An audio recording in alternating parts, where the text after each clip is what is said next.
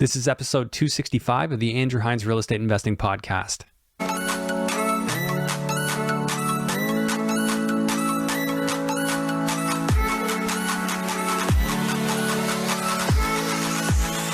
And now a word from our sponsor, Control and Compound. Infinite banking in under 60 seconds. We've all got to save our money somewhere, and we think that a high cash value life insurance policy is the perfect place to save it. Why? We're going to save our money inside this policy, and it's going to grow tax-free. Down the road, we're going to get hit with an emergency or an opportunity, maybe a chance to buy a business, real estate property, an income-producing asset, and instead of withdrawing from our savings account, we're going to leverage that asset. We're going to borrow the insurance company's money, and we're going to invest in that opportunity. Our money is still inside of that policy, compounding, uninterrupted, tax-free, and our money's outside in this investment opportunity. We're going to rinse and repeat, all while providing a death benefit for our families. Down the road, we're going to retire. Now we retire with a high cash value life insurance policy with a lot of cash. We're going to start taking those policy loans again, but this time we're never going to pay them back. When I say never, I mean we're going to pay them back with the death benefit when we die, and our families are going to get left with the rest completely tax-free. For more information, visit www.controlandcompound.com/Andrew Hines. Welcome back to the show. Today I have Spencer Giles back on from, I think it was 4 years ago. And Spencer is a great guy, really, really awesome entrepreneur and an Airbnb specialist. So today we dug into Spencer's portfolio, certain properties that he's buying down in Ellicottville, New York, which is a town I think just has tons of potential. And also what he's doing across Canada with his Airbnb management business. In an age where cash flow can be challenging, Spencer is a guy that makes it happen abundantly. And we got into what he looks for, what areas he looks at, and how he systematizes his business so that he can continue to grow and grow at a large scale. That's the key, right? Because as you get into Airbnb and hospitality, I can speak from experience, it can really dominate your time. So if you don't have good systems, your scalability is just not going to be there. So this episode was just littered with gold nuggets. It was absolutely awesome, and I think you're going to get a lot out of it. So without further ado, let's just go ahead and jump right into this episode with Spencer Giles. Please enjoy. Hello and welcome to the Andrew Hines Real Estate Investing Podcast. I've got Spencer Giles back on after a long time. It's been many years, maybe like 4. And time flies. Yeah, it's long overdue because you and Ashley were on and you were just kind of getting your business going with the Airbnb management. And yeah, why don't you just give like a high level update of what you've been up to, what you do for anyone who didn't catch the last episode? Yeah. So I guess long story short, we started our investing career buying properties. We did the BRRRR method for vacation rentals for quite a few properties. And we realized that, hey, we have the systems, we can build this for other people and help investors. Cash flow is obviously the big pull for a lot of these, investors that are coming in, can make a lot more money than typical market rent. So we started doing it for other people, managing it, running it, operating it, fully hands off. And yeah, we've now, since I guess our last conversation, it's been a while, we've expanded across Canada out into BC, to over 40 properties, and these are like single detached homes, higher end homes. And that's really... in BC you've got 40, or that's across Canada. So we have a mix between we've got some in Halifax all the way out to BC. I'd say predominantly 65% of our portfolio is in like Southern Ontario. We just started expanding into cottage country now. But yeah, we're about 45 properties under management, and then we've expanded our investment portfolio as well. I guess since the last time we didn't have them, we've got 2 in the States just across the border. Yeah, a ski resort, right? Town. Yeah, Ellicottville, exactly. Yeah, I had John talking about the one in Ellicottville. I think you guys own together. Oh, nice, awesome. Yeah. So he's given the rundown on that one, and it's a doozy. You guys do well on that one. We like it. It supplements our low season here. Let's put it that way. Because right now, like, it's February and it's one of the slower months here in Southern Ontario, but it's the best month in Ellicottville. Yeah, just it's crushing right now. Yeah, and 3 seasons. Although the weather hasn't been great, but people still enjoy it. There's lots of restaurants and bars and things to do there. Yeah, so like one like Ellicottville, and I've been through there many times. I think it's a great little town, although I've only driven by. It's nice that it's so close for good skiing. So no one's skiing really very well right now because of the poor weather conditions for that. But in normal scenarios, you're saying like February would be the peak, maybe January as well if there's good snow, and then March would be a good month too, right? Yeah, I mean, typically you're getting people booking 60 days in advance for the January, February, March. Yeah. Obviously, the last few years have been hit and miss with the snow, but you typically, when they get like 1 week of a lot of snow, which they did about a month ago, they make a pretty big base. And as long as it doesn't stay at 15 degrees Celsius for 3 weeks straight, they can keep the runs open for quite a long time, which sounds like they've been doing, but obviously Yeah. the conditions aren't great right now. Well, I know just before I left for Florida, it was so freaking cold. So I'm sure they made tons of snow then, and it's Yeah. probably okay. Rub it The other- in. I know you're warm in Florida. yeah, it took a while. I was running the heater down here quite a bit, but yeah. So that, and the nice thing there is like they're 60 days out. They can't just cancel, right? Like just because they don't like the weather. Oh, we're canceling our trip because the weather's bad. Yeah, not happening. Yeah, we were honestly surprised by like the lack of response due to the snow. Like obviously our initial worry was, oh man, these people are paying a lot of money for high season, and they've got a whole family coming down with the intention to ski. But everyone's just said they had a great time. Like it sounds like a lot of them have gotten out still because of the amount of snow they've made. But yeah, we've been fortunate that it's been pretty smooth sailing, knock on wood, this season, given the weather conditions. And John showed the game room that you guys added on, which was really cool. How much, give me the current update. Like how much of a difference has that made? Like adding on. So just for anybody with an Airbnb thinking about how they can make their product better, this is a perfect example of that. Yeah, so it's still preliminary because we took it live at the end of November, but I actually just ran some of the quick numbers last week, and we've seen about a 20% lift in the months versus last year. Yeah. Obviously, there might be a few other factors, but 20% is still pretty significant versus what we've done in like January, February of last year. What I'm really excited to see is like the shoulder and summer, really the summer months, because the summer's still quite good. It's not as strong as say like January, February, but it's still a pretty good lift in summer. And I really think with the games room, with the garage doors open, having a lot of outdoor games, that's really going to drive, I think it's going to drive a lot more revenue than previous year. Yeah. Still so too far out to tell, but like we're seeing 20% right now. Yeah. So 20% wouldn't be quite enough for you guys to hit like 100,000 in revenue, but getting closer. Not quite. I mean, we're going to push for it this year. Yeah, I think you might just do it. You might just do it. We'll see. We'll see. Fingers crossed. Because you will have a full year of that. So yeah, I'll be rooting for you. Because the significance of that is you're all in on that one for like 300,000 US? Yeah, just under. Yeah. Yeah. Exactly. To do 100. Like, I mean, I've done this before, but I just want to put it in context because we talk about the 1% rule. So if you're doing 100,000, you're dividing that by 12. That's, what is that? 8,333 a month. Mm-hmm. So 8333 over your 300,000. It's almost 3% rule. You're like 2.7% of your purchase price a month for gross income, which, hey, that blows away most of what you can do just about anywhere else.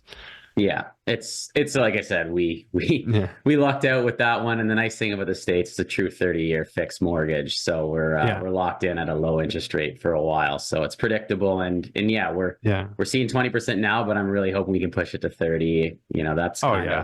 That's that's our goal. At least we're seeing it. Still preliminary, but it'd be nice to get that to over 100 grand. That's for sure. Yeah, I bet. Would you do more of these? Like, are you planning? Because I know last time I spoke with you off camera, we were thinking, or you were thinking about doing more in the US. That was sort of going to be a bit of a focus, I think, but maybe correct me if I'm wrong. Absolutely. I mean, I think the thing with Ellicottville specifically is it's such a small market that there isn't a ton of supply that comes on. And the stuff that is sitting on there right now are people that it seems like don't owe a lot on it and aren't in a rush to sell, like the quality properties. There's obviously a lot of rundown ones that need a lot of work. And for anyone that knows Ellicottville, it's next to impossible to get tradespeople out there. Or you're paying 3 times what you would here for it. It's quite expensive. So doing a bigger project is tough, but like one where, you know, it's 80% the way there, where you can do minor things to bring it to life, add amenities, so on and so forth. I still think it's a great play. So yeah, we're looking at it almost daily. Obviously, if something comes up, we'd like to scoop it up, but we're not in a rush to go and buy 10 of them just to force it either. And what's your angle? Like, are you just going on market? Are you dealing directly with listing agents, or do you have an agent working with you in that area? Yeah, we're fortunate enough to be dealing with like the top agent in that area. Like she's the Rob Golfi of Ellicottville, I call her that. She's got, you know, I would say close to 60 or 70% of the listings in Ellicottville. And if she doesn't, she knows everyone that deals in there. So she's really good because she's come to us with some off-market opportunities or some potential opportunities before hitting the market, and we've kind of told her what we're looking to do there. So yeah, we have a bit of an angle there. But yeah, a lot of it's just going on Zillow and Realtor and taking a look. Yeah. And if she sent us a few that they were okay. We didn't love it, so we ended up passing on it. Like I said, not in a rush. What is it that you're looking for? Like, what's an ideal property for you? Well, for there, we want something that can sleep 8 to 12 guests. Proximity is important, and obviously certain areas of Ellicottville, like the town itself, doesn't actually allow it unless you're grandfathered in terms of a license standpoint. So there's certain zoning you have to be careful about with Ellicottville. So there's that factor, but then obviously then it's your proximity to downtown and the ski hills. I mean, being 7 minutes away from everything seems like not that big of a deal to us, like just thinking like 7 minutes to the ski resort or town. But in Ellicottville, it's so small that like every second counts at that point. And there's such a dense population of short-term rentals that are close to all those things that typically would get booked if it was apples to apples than it would be if you're, you know, 7 minutes away. That's why we did the games room and stuff, because that one property you really minutes. do have to attract people, right? Like, even though you're technically close, like 6-7 minutes isn't a big deal. Like, you're competing with people who are like walking distance to bars and the stuff right downtown too, right? Exactly. So your place has kind of got to be better in that regard. Yeah, like we have, like, it's actually a good case study because we have one that's directly on the ski hill. Like, it's literally, you can walk to the main chalet. I can do it in under 2 minutes. I'd say the average is about 2 minutes and 20 seconds, like skis in hand, you're going up the lift.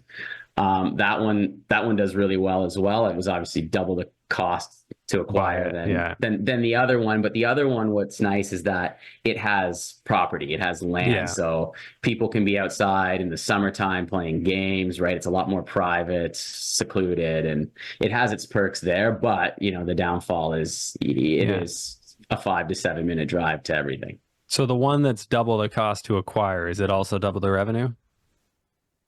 No, I mean, it makes about 40, I'd say about 30, I think it was like 38% more. Like that one just did 130,000, I believe, in and around that last year. The year before it actually did a lot more. We got really lucky. We had one guy who paid $68,000 for 2 months during high season. Whoa, that's great.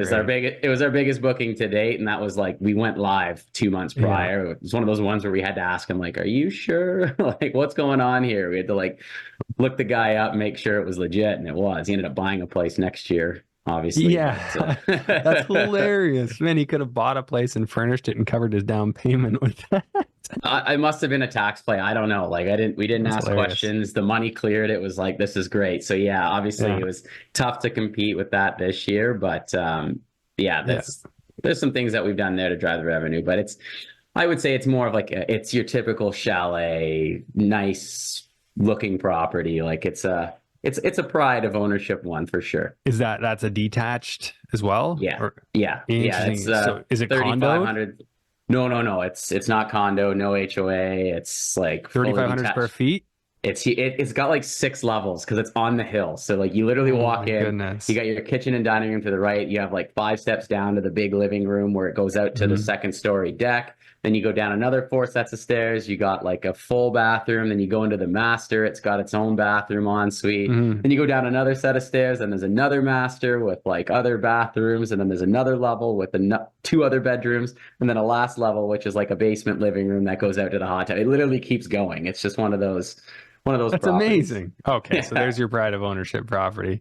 You have to fight over which level you want to be on, or else you're doing the Stairmaster 3000 every morning if you get the I'd bottom. love that. They say people live longer if they have like it's built in, like, you know, people who live in like what's that, Amalfi Coast in Italy, like you're up and down hills all the time. The blue It zones. makes you live longer. That's right. It's yeah, good that's for bone density. yeah, for sure. So how long you own that one?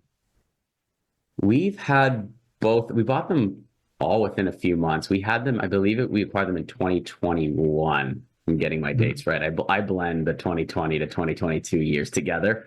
But yeah, we've had it for, I would say, close to 3 years now, or just under. Mm-hmm. Okay, and would you be able to do, or would you even want to do that one again? Oh, absolutely. I mean, they're both extremely profitable. Yeah, they beat a lot of our Canadian properties here. The nice thing about there is it's not as competitive. Yeah, you don't get the appreciation as you would say. You know, historically, the appreciation hasn't been there, but from a cash flow perspective and opportunity to operate, that's a big one in Ellicottville. There's a ton of opportunity there. Just there's a lot of hosts that have beautiful properties, but don't market it, don't price it, mismanage it. They're leaving a lot of money on the table. So from that perspective, there's huge opportunities. And how were you able to get around the restriction about Airbnbs for that one? Was it grandfathered in? That one's not in the town. Sorry. It's on the ski. It's not like, so the way Ellicottville is, it's like a small street. It's like an L shape, right? Yeah. And on like subsequent streets, there's like these little neighborhoods that would be considered like the village. Sorry, not the town. Then the town goes farther outside. So yeah, I don't know if we want to edit that, but there's the village, then there's the town. Okay. So you're in the town, but not the village. The village is restricted. Correct. So yeah, we're considered M2 or medium density, which right in their bylaw allows for short-term rentals. You don't even need a license. And then the other ones in like low density, which wouldn't get affected, and they're pro tourism. So yeah, like that was one of my follow-up questions is, so you're still in the town, not in the village. The town's okay with it. They're pro tourism. I guess they're okay with it until it's not. Like, what do you see as the risk of them bringing in further restrictions? Or do you think that it was really just a village to keep, you know, traffic under control or something like that? Yeah, I mean, there's always risk to anything when you go into a short-term rental. Like obviously there's, you know, the option of doing medium-term and seasonal rentals there are still very, very strong. And to be completely honest, we've gotten a lot of our money out of that deal. So even if we had to exit, it would be, you know, it would suck, but we'd be okay. But at the end of the day, like in that specific area, you've got a lot of chalets still beside each other, but a lot of them are still like rentals for that specific reason. Right. And they've already done a pretty good job of, on certain areas of the hill are HOA'd and they don't allow it. So like, it's pretty clear. Like if you want to buy in a certain subdivision, you don't want to worry about short-term rentals. You go to like, you know, go to this area. It's so it's a cultural thing. People know it's there. That actually helps in my mind. Like I'd be way more into it if I knew like that's what the people around here do. They like that area. Same thing here in Naples. Actually, there's a place called Naples Park, and it's like one of the areas of Naples that there's no HOA and everybody does Airbnb. It's like its own little pocket. I think everybody gets that. So hopefully they leave it alone. I like how they do that. It just makes it clear, like I said, if a buyer is going in there, they know what they're getting into if they're going to live there full time. And, you know, there's a lot of positives to it as well. It's like the amount of money that comes in for the weekends alone just to support the local businesses. You know, I would say 85-90% of them are staying at a vacation rental there. Yeah. And they definitely, like down here, for instance, like they really like their tourists. They'll look the other way on a lot of stuff. So, I think that Airbnb is probably reasonably safe. Okay, so I'm looking at a map here. There's more than one ski hill in Ellicottville, right? There's two. We got a public and a private. Is the private one further?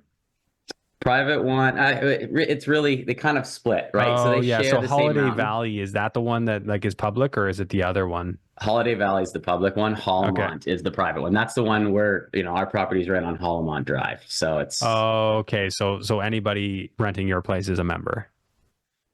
no, we actually, again, get guest access. So the nice thing about Hollamont, during the week, they open it up to the public. It's around the same cost as Holiday Valley. So like people that are staying during the week, no problem. We're fortunate enough to have some connections down there in Ellicottville. So any guests that stay over the weekend, we just had a guest actually ask because they have certain blackout dates for next Monday. Mhm. We are able to get them on as a guest. So people that are skiing on the weekends, that's kind of a nice plus with staying with us, is that on the weekends where, the majority of people are coming in, it's a weekend town, we can get them at the private ones, typically not as busy. And obviously you can walk there. So you don't have to park. You can just leave your car in the driveway. Oh, that's amazing. Yeah. Obviously you guys are going to crush with that.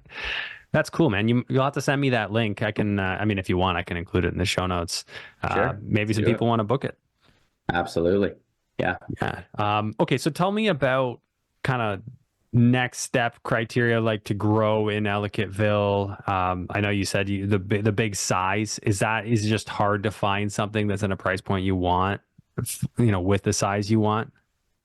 Yeah, just because again, you have to make sure it's in an area that allows it. That's like the number one thing. There's a lot of really nice properties at decent prices that would do really well. They're just in a zoning or an area that wouldn't necessarily allow short-term rentals. Gotcha. And then the top producers there, they're all anywhere from 12 to 16 guests on the more higher end. There's not a ton of them, but there's about 10 that do, like, I'd say over 125 a year there, and they're all bigger size properties because you get two families in there. That's kind of the goal. Yeah. What would you think the top earner in that town is doing for Airbnb? Like over 200,000? I know it's there's some false data there. There definitely is, but what I've seen is about 180. 180 is the top producer, and it's like that's yours? 20 guests. No. This thing holds 20 guests. It's a beast. It's got to be like 6,000 square feet. It's huge. That's kind of an inefficiency, right? Like for what that would cost to acquire, probably wouldn't be as profitable.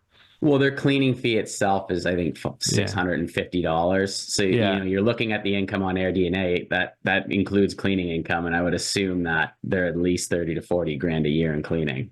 Wow. Okay, so that's obviously pros and cons to that. And you mentioned contractors are tough. We have a similar situation up where we have our camp and resort in Tobermory. It's just kind of off the beaten path, little less common to find trades and more specifically just like labor. How have you found it there? Like, has it been a big pain, or you found that just by going with stuff that's pretty much there, that it hasn't really been that much of a problem? Yeah, it's been tricky. So for minor maintenance stuff, like installing the odd thing here and there, we have like a really good maintenance person there that he does all our hot tubs. He's an electrician by trade, so any of that stuff is easy. We've had to redo floorings in a bathroom at one of those, and that was like pulling teeth. We ended up just doing it ourselves, going down and doing it ourselves, because they were quoting like 3 times what anyone would quote here for the same job, and 3 times in US dollars. So it just it didn't make sense. We're like, all right, well, we can block off a week or two and go down and just do this ourselves. And that's what we ended up doing. Now there's a Facebook group there where there's, a lot of people that have referred other maintenance people. We haven't had to do a job since we joined this group and found it. So obviously we would like to try something else out down the road if we get another property or have a bigger project. But everything's been pretty manageable. Nothing major yet that we couldn't do ourselves. You ever use Thumbtack? No. I think I told you about this maybe before, but so it's like Airbnb, but for tradespeople and like handymen and stuff. As far as I'm concerned, it's like revolutionary. The changes. I needed a cleaner at one of my places because we had it like open houses and we were doing showings, and somebody said, "Oh, there's footprints," and there shouldn't have been, anyways. So I'm like, I need a cleaner in there immediately. Next day, they showed up, did a great job. Like I found them on Thumbtack. They're all rated. So that's the key thing, right? Like you can't do that in Canada. It doesn't exist in Canada. But if you're doing stuff in the US, I've found there's tons of people, even like general contractors you can find on there. So If they exist in Ellicottville or the surrounding areas, that's great. I feel like the smaller areas is more difficult. They're Oh, pretty for sure. archaic, No, you'd have to but you'd that's a have to great go to the idea. ones you'd have to go to the ones that are like 40 minutes out or something. And I'm Yeah. sure they'd still be, if you can open that pool, especially now that, there's a little bit of downturn in new construction and stuff. Like I bet you it's going to be a little easier to get people because they're going to be looking for work. So Absolutely. I swear though, as soon as they hear Ellicottville, like even our maintenance dollar person, signs in their eyes. Yeah. he's even said that, like a lot of the times I'll get him to like reach out and get a quote because he's Yeah. a local, and like they know that as soon as they hear Ellicottville, it's most people that either live in Buffalo or Canada, and they can just charge whatever they want because people will pay it. Yeah. But then I'm doing it being like, I just did the same project Yeah. 2 months Yeah. ago, and it's like that was a third of the cost Canadian. So In fairness, though, I mean, and anywhere you try and do business, there's somebody that will gladly charge you triple the price. of course, because people pay it, right? They're like, I don't Somebody want will. this job, but if they're gonna pay this, then I'll take it. Exactly. As I coined it, F off pricing. Exactly. They Yeah, want you to F off, but if you're willing to pay it, sure, I'll do it. that's exactly what it is. Yeah. No, I say this as if it's revolutionary, and then people like comment and they're like, yeah, that's nothing new. I'm like, okay. It blows your mind every time Yeah. you see these quotes, but you understand what they're doing. Once you Yeah. cool down from seeing the quote, 30 minutes later, Yeah. then you're like, yeah, all right, I get it.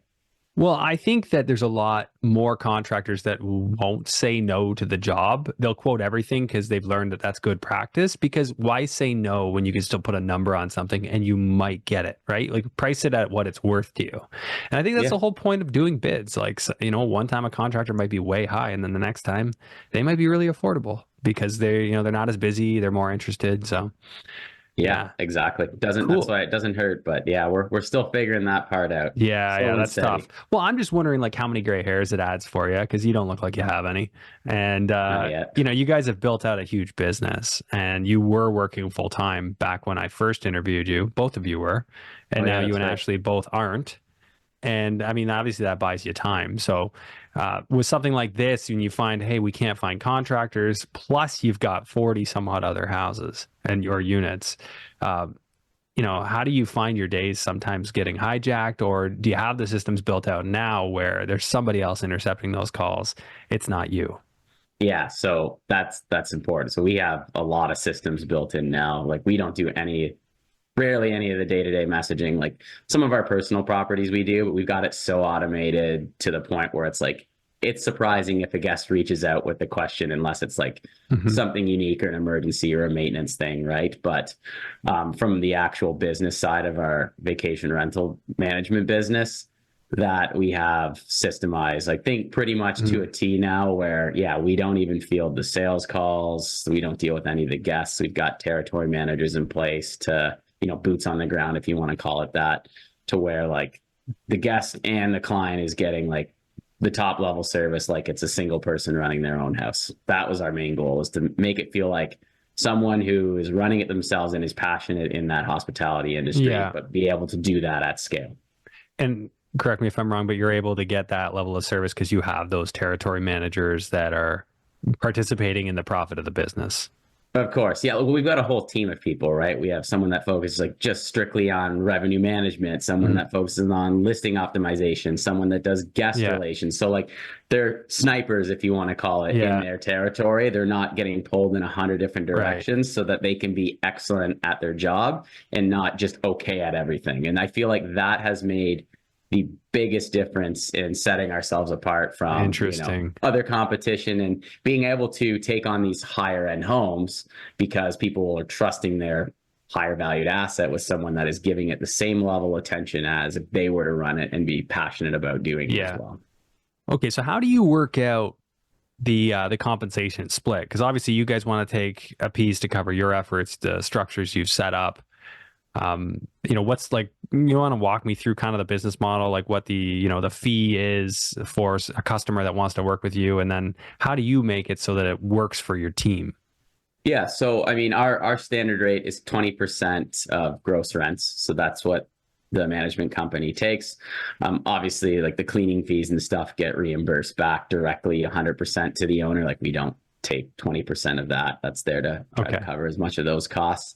And then, yeah, I mean, in terms of we do everything for them in terms of, even when they're acquiring, we make recommendations. Obviously, we're not a general contractor, and we're not a property maintenance company. Like, that's a big difference. Like, we will provide our recommended vendors, but we're not general contractors, and we're not going to go build a fence for a client, but we will say, like, hey, these are some things that you can do to improve the property, backed by data to bring in more revenue, essentially. So we from the very beginning, whether they have a property or not, we're kind of going in and analyzing what they can do and helping them get set up. We have an onboarding coordinator. Once they're ready to go, they go and do a detailed supply list, take detailed videos down to like the serial numbers of like every single appliance in there, just to get all of that information, and walk through videos for the VAs, and basically get it to the point where it's like automated and systemized to the point where like our VAs can troubleshoot any issues for the guests. So that way, like, the clients don't have to worry about a thing. We're a bit annoying in the beginning because we ask the clients a lot of questions about their property, but there's a reason why we do it. It's just because we don't want to have to ask them multiple times at 7 p.m. on a Friday, hey, where's the electrical box? How do I reset this? Where is this? Is there this at the property? So, the whole point of people paying that high of a percentage is, not just, it's the hospitality industry. It's a lot more work than, say, your long-term property management company, but, from a revenue generating perspective, and obviously a hospitality and 5-star experience perspective, that's why they're hiring us, right? We're going to be able to justify that 20% by bringing them in a heck of a lot more revenue than if they were to do it themselves. Right. And that's the nice thing. Like, when it's all a percentage of compensation, people want to do the work. Like, you're going to want to do the work, is if the client makes more, you make more. So why wouldn't you? And that's just it. Like, we have detailed reviews quarterly. I look at it every week, but of what we can do in every single property to improve it. If there's, sometimes a new amenity hits the market that's really popular right now, EV chargers being a big one. And it's like, for the small amount of investment that it costs to add one, there's only like 2% of the listings that have it, but there's a 50%, or not 50, but there might be 30% of people searching for EV chargers. So there's a huge opportunity to stand out. So we're always looking for that competitive edge to help improve not only our personal ones, but our clients as well. And that in itself has paid a lot of dividends to, us personally, and obviously our clients. That's a great idea. Yeah. Like, just meeting those underserved niches, those underserved needs. And obviously, if you're constantly looking at it, if that's your business, you're going to find a lot of them. Yeah. There's quite a few still, which is nice. Okay. So the area managers, are they sort of like given up like a compensation, and then they hire the team underneath them to do all the different stuff, and those people get a compensation? Like, how does that work? So yeah, it is a percentage based that the territory manager there, again, so it's performance based. The better they do, the more they make. We do a lot of the back end systems for them, because we have, I don't want to say like cookie cutter things, but we have things in place to help them succeed fast, where they're not running around going crazy. Like, we even provide like bookkeeping, VAs, all of that stuff, to the point where like their goal is just to make sure that the properties crush it, that the clients are happy, and that we're growing, right? We don't want them inundated in the, constant day-to-day, hey, I need toilet paper run to this property, and this person has a question. Their goal is growth, and their goal is to make sure that the property is, same thing as like crushing it, adding new amenities, taking a look at the market. We all do it as like a whole team. So like, I might pass it down saying, hey, let's take a look at it, but they might be in it in the day-to-day a little bit more, saying, hey, I noticed the Kawartha Lakes, there's, you definitely need a hot tub. Let's really push that. Here's the data. Go to the client and push it on. Yeah, that's great. And it makes sense. Like, you're going to have high level, I see certain trends, but then they're going to have, like, in the micro markets, knowing what's working better. So that's a good way to kind of collaborate as far as that goes. Now, as far as like your expansion goes, like, where's your effort now? And I have follow-up questions about why, but let's start that. Yeah. So last year we called it was the year of systems, right? We spent a lot of money and invested in systems. We really focused on, okay, like, if we want to take it to the next level, but still keep the same level of service without, things kind of falling off a little bit, we really need to systemize this to a point where we're comfortable to scale. So we feel that we've got to that point now. where now this, like their base level expenses and everything stays here, but we're able to take on a lot more properties and really grow. So last year was the year of systems. This is the year of expansion. So yeah, we are expanding in more markets right now. A lot of it's focused on in Ontario. BC, there has been a lot of regulations and changes out there. It's still a very profitable market. So we're still trying to grow a lot out there. Obviously, we've expanded to a lot more like smaller territories in Ontario, like the Kawartha Lakes is one that's rapidly growing. And a few other areas as well. We are now officially in the GTA after cool. after about a year. So yeah, we cover all of the GTA. We've got 2 different territory managers there that take care of 2 different Is this new? sectors. Because I just talked to you like a month ago, and that wasn't. This is new. This literally happened within the last month. So like I said, Congrats. The year of expansion. Thank you. And then the big play is the States. So we are expanding to Ellicottville. We are very close to finalizing everything there from the corporate structure. So that you can offer the services. Now, do you need to be a licensed realtor to be a property manager down there? Not in Ellicottville, no. In certain areas, yes, but then again, we are, a lot of our territory managers are realtors. We find they make a great fit because they can kind of a lot of times double end deals, and their schedule works really well with it. Oh yeah, they have complete flex. Yeah, so they know the area, they know the market. Like it's just, I would say pretty much all of our territory managers, actually, now that I think of it, except 2 are realtors. Very cool little gold nugget. Okay, so you're going to expand the full management service down there. That's the logical step, because I would think from your standpoint, and correct me if I'm wrong, like management is quite lucrative. Like it's a great cash flow play, feeds the top line for your business. Of course, as you make profit in your business, you're going to want to invest it in things. And hey, why not invest into more things that make cash flow, and then figure out where to put it all? Exactly. Yeah. I mean, our goal again is, we want to scale, but we need to take a step back and make sure that our level of service is still where it wants to be. Like I don't want this to be any different than when Ashley and I were personally running these properties ourselves. Yeah. We had our first 2 or 3, we were doing the messaging, we were on the phones. Like we want that same level of passion throughout the entire portfolio. If this thing gets to 200, like I don't want it to be like, oh, they're too big. You can clearly tell they're getting an automated service here. Like we want it to be, humanize, if you want to call it that still, and have that aspect. But at the same time, we're really trying to expand the luxury space and the higher end, the travel luxe side of it. So we're not just looking to take on, hundreds of units in a whole apartment building. That's not our style. So you're not doing just your average stay. You want to do nice areas, proper vacation rentals, not like not an Airbnb in Hamilton, Ontario.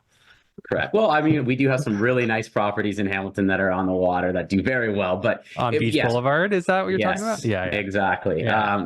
Our goal is to own that whole street now. But yeah, experiences, right? Yeah. With that, there comes a lot more headaches because, you're charging a higher dollar, you're offering expectations a lot more, are higher. Yeah. There's a lot more things that can break down, hot tubs, pools, etc., right? Amenities that you're adding, takes more management, but at the end of the day, it's we do it for a reason. It's worth it. Oh yeah, for sure. So what kind of systems are you bringing in that are allowing you to buy back your time and feel like you can sleep at night and all that? Yeah, that's a good question. So, you use a sports analogy here, but we have we call it the property playbook, which is like, the God template. So essentially this thing is so detailed down to, like I said, the serial numbers. It has locations of where everything is, all the appliances, the make, the model, the links, you name it. That's like number 1. We have we take videos, how-to videos on everything, because you have to assume that people don't know how to turn a TV on or adjust a thermostat. So just put a quick 15-second video on everything in the house. And where do you host those? Are they all like YouTube? No, yeah. So you can create it on any video platform, but we have a digital guidebook. We use like a third-party service that you can create. It's meant for like this type of application. Okay, so you just host it on there, and then do they have a URL they can go to, or it's an app?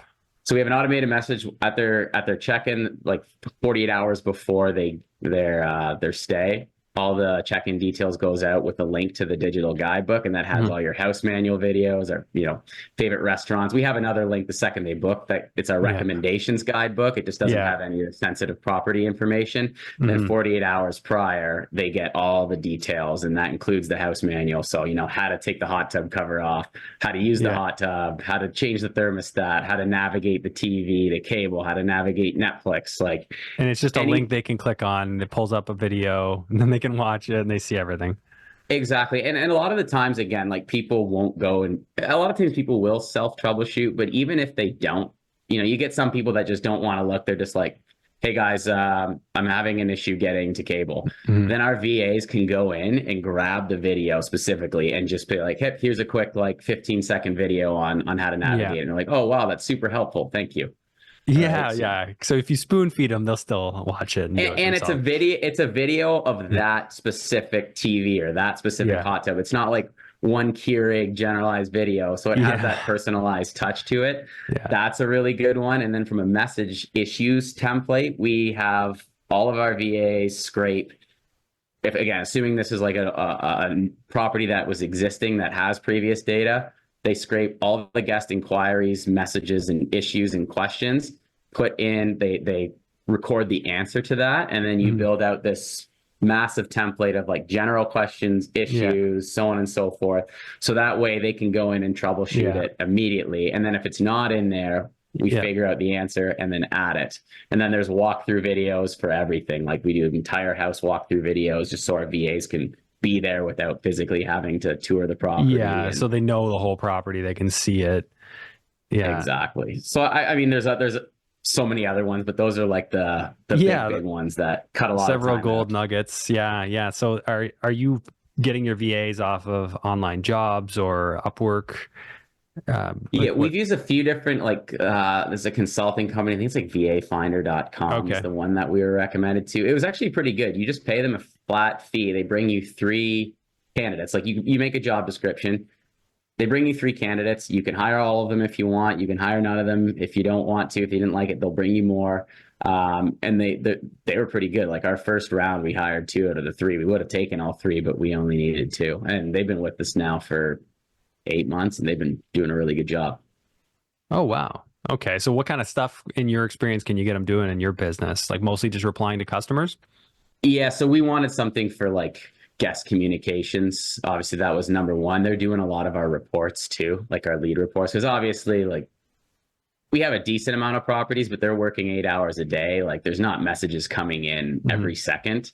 And there's certain times of the day and week that are a lot more demanding than others. So we do have them doing a lot of our deal analysis if someone inquires through our website, or we have a new lead that comes if somebody inquires to have their property rented. Yes. They want you to manage it, in other words. Correct. So we're slowly training them on doing the in-between, guest messages. Number 1, that is, you stop whatever you're doing and respond, because our response time is something that we take pride on. But then, in their downtime, we get them doing these very easy to do dealing out analysis for the client, and then just general listing updates that they go in, and some small admin things we get them to do. But we don't want them to do too much. We want them to be focused. Exactly. Rather than doing all that stuff, be an expert in this. Study the answers to questions. Go if you're rusty on something, brush up. Exactly. And now that we're expanding, we're probably going to hire someone specifically just to do the revenue reports and so on and so forth. What are your thoughts on, and I guess it's probably maybe a bot that your employee could use, but creating a knowledge bank with ChatGPT and then having them ask that question if they're ever not sure, because it might be somewhere in the bot's knowledge base. It is. There's actually property management software programs that is doing that already, to the point where it will generate the response for you and you can approve it, whether you like it or not. And it's machine learning, right? So it's always you don't want it to give an answer where it's that was completely. No, you still gotta police it, but you could double check. Does that sound right? Okay. Yeah. I mean, we're still a little bit old school. Obviously we've looked into it slightly, but I personally feel more comfortable, especially when these people are spending thousands of dollars. I'm with you. I would rather pay it. No, I would never let the bot auto answer the questions unless it Yeah. was like, hey, just, if you have a quick question or even something you could put right in the house to ask questions about the house, like, but then they would know they're talking to a bot. They're not thinking that they're talking to a real person. Yeah, like the thing is, if the issue's over X amount of dollars, it's a phone call. It's not even like we're not Yeah. texting anymore. Like let's call the guest and get this troubleshooted immediately. And do Like your VAs do that too? They call and they make the calls. they do, or the Yeah. territory manager will step in if it's like something Yeah. more serious. But at the end of the day, it's hospitality. Like people don't want to be waiting and texting No. for 30 minutes on their vacation. It's like, Yeah. hey, there's a leak here. We got a plumber on the way. We might throw Yeah. in a little bit of money. Go, dinner's on us. We'll take care of it. When you guys are back, we'll have it wrapped up. That's the kind of service that we want to provide, especially for these types of people that 100%. are spending a lot of money. Yeah. Okay. So I want to shift gears in the last little bit we got here to just what are the implications of the last couple of years? Obviously, travel opened back up internationally. And I mean, I can say for cottage country, there's certainly been a slowdown in areas like Tobermory. Like we've grown, but we know that the area as a whole has not. Right. And now I know the macro trend beyond that is like tourism to those areas is still growing, but feeling maybe recessionary effects, maybe the whole post-COVID effects. What have you noticed? How has it impacted your business? And, how have you adjusted?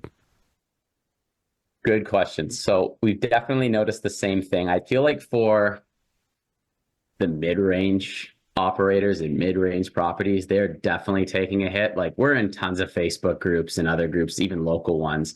The common theme is like, is everyone else struggling getting bookings? Like last year I made X, this year I'm like half of that. What's going on? There's no one traveling. We personally haven't seen that. We've actually seen growth year over year. I think what's happening now is we had a flood of properties and people, investors going in to purchase things to operate it as a short-term rental, right? So there's this influx of supply, right? The difference is how they're operating. And there's so many factors. You've got your marketing, like your photos, right? The listing itself. But then there's also like pricing. It's a separate beast, but just knowing what's going on in the market. Like I can't tell you how many operators I see in every market we are in that just set one price throughout the entire year and like think that's okay. And then they're wondering why they're not getting booked in slow season. And then they're just not looking at what's out there. So I feel like it's a long-winded answer, but the ones that are just opening their eyes and looking at what success look like, what do the top performing properties have, what are they doing, how are they pricing, just spending a few hours, maybe an hour a week, just to go in and just look at your listing and see if there's anything you can add to improve. That alone can make the world of the difference. It'd be the difference of you being booked up and not, right? And you can't rent yesterday unless it was already booked. So, you have to be on your pricing. You have to look at you can look at, they give you the numbers, they give you the metrics, the insights. You can see how many people are clicking on your profile once you search. You can see how your SEO is performing. So if it's performing under market, there's things that you can do to A/B test to get it back up. So just looking is really, I would say, being proactive. Yeah. Obviously we know average sucks. Like the average performer in pretty much anything isn't very good. So if you're saying if you're above average, you can adapt and still thrive. But if you're willing to be average, then you're going to be hurt by it. And it doesn't have to mean that you have to go and spend 20, 30 grand on, amenities, hot tubs, things like that. It could be something so small as like your photos suck. And like very you have common a nice one, space. right? Like that's like probably the most common one. Yeah, I'll get a lot of people that'll come to me and say, Spencer, like, I'm not doing as good as last year. What can I do? Should I go and buy this hot tub, this EV charger, this sauna? Should I reinvest and get like a $10,000 patio set? And I'll look at their photos and I was like, I would rather you spend 10 grand on hiring 4 different photographers that come and stay there for 2 days and capture the lifestyle aspect of it than going to buy that hot tub, because that $10,000 that you're spending on photos you're going to get a 100-200% return on that this year if you do that. Yeah, the photos are critical. And you said key point, lifestyle, right? People need to see themselves in it, like even hire models or whatever. Like we've done a little bit of that. Yeah, that's huge. Massive. So we like to do 2 things. The real estate photography still serves its purpose. We still have those photos in there, but we like to have, a real estate photo with a lifestyle photo in that space that, obviously bathrooms and stuff's not a huge deal, but where people are going to spend the most of their time, the patios, the living rooms, the kitchens, those types of things, you really want to bring to life and have people envisioning that they're in that property. That was a hilarious thought, a lifestyle photo for a bathroom. Yeah. I mean, hey, maybe you could spin it off. People find it funny and they like you and you book your place, but I don't know. Yeah. There's really not. Maybe not your model. No, definitely not. Like you said, maybe there's an angle there. Everybody will be talking about you. Yeah, no kidding. Yeah. No kidding. So yeah, that's some great wisdom you shared today. Is there anything that I haven't asked you about that you would like to share? I mean, there's so many different things, but I would say just like for anyone that's like looking to get into the space, obviously just do your due diligence. There's a lot of regulations out there right now, which I see as positive, but don't just rush to get into it. Make sure the municipality has we like licenses. So if they have a clear-cut license in place, start there and then just take a look at what that municipality or city or market, are they pro-tourism? Are they not pro-tourism? That's like a big one. And even if it's not in a market that's like heavy on tourism, but you get a lot of people that come in through work and that's your model, right? Are they open to that? And sometimes it's just as easy as picking up the phone and calling the city if it's not clear online. You want to start with that because we've seen a lot of people get burned buying in areas where they know they're going to play in the gray and they get burned a year or two later because they can't get a license. So that's a big shout out. I'd like to say just, anyone looking, make sure that there's regulations in place and that you can operate legally just so you don't have to lose sleep at night over that. Yeah, for sure. I wanted to just quickly go over with you bylaws and how that's affected things. Obviously, like from when you guys came on before, everything changed because Toronto was the first to implement their control bylaw, which said it had to be your principal residence. And then if it was your principal residence, you could rent 180 days. How are you navigating that? Because almost every municipality has added that. I know mostly you guys are in tourism and like places where they're going to be more friendly to this and they probably just have a license, but you said in Toronto. How are you navigating that there? Yeah, so Toronto specifically, like the strategy there is obviously the 180 days is that you want to be short term on your highest revenue generating times, right? So a lot of your summer, if Taylor Swift's in town, you want to be open for short term for those specific dates. But there's still a huge market for medium term. So a lot of people are going medium term for the half and then short term for that. Like, and again, do you manage both? So we do. I mean, we're not strictly medium term. Obviously, like our focus is short term. If someone comes to us, like we typically don't do medium term. We like to specialize in short, but again, we just expanded to Toronto. Like I said, we just hired our territory managers. So we're still navigating the waters there. But from our preliminary research, that's what people seem to be doing. And then, a lot of the things we're seeing is a lot of municipalities copying each other, primary residence, right? You can apply for a license. I mean, it limits how many you can get in that area. But there's tourism towns like Niagara-on-the-Lake where you can just get as many. You can do all you want. Rentals. Yeah. So you can pick your towns. You can pick your towns and then be more strategic about that. But like Hamilton, you're there, and they just did the same thing there, although they haven't enforced it yet, I don't think. No, is it like no. Is it like what I used to do with my rental properties, and I'd wait for a letter in the mail where they said you need to register this for a license? Because I would never, they'd get one of my properties and I'd have a whole bunch of others that they didn't send a letter on, so I would only register the one that they sent the letter for.